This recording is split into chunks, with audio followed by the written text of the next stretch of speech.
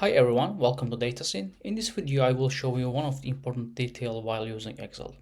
I've noticed that many of people use the merge and center command in the Excel to center the headings.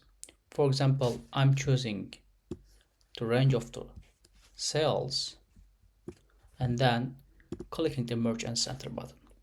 At first glance, this method is very appealing because makes the table look very neat and organized.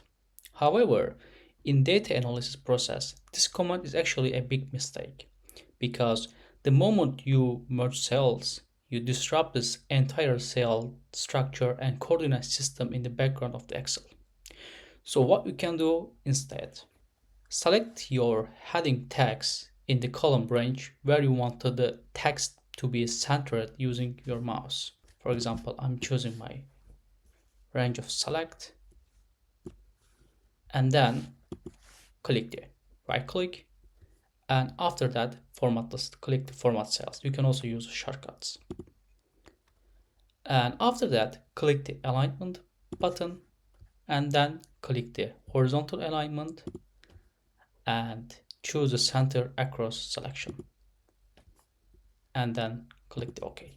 As you can see, we achieved the exact same result visually as with merge and center. Our text is perfectly centered. However, in the background, each cell is still independent and free. Now you can select the columns individually, easily write your formulas. Like, for example, you can type your formulas here, or here, or here, or here. So each columns is not separated, not merged. So these are the all things I can show you on this video. And don't forget to like the video and subscribe to the channel for more practical Excel tips like this. See you next video.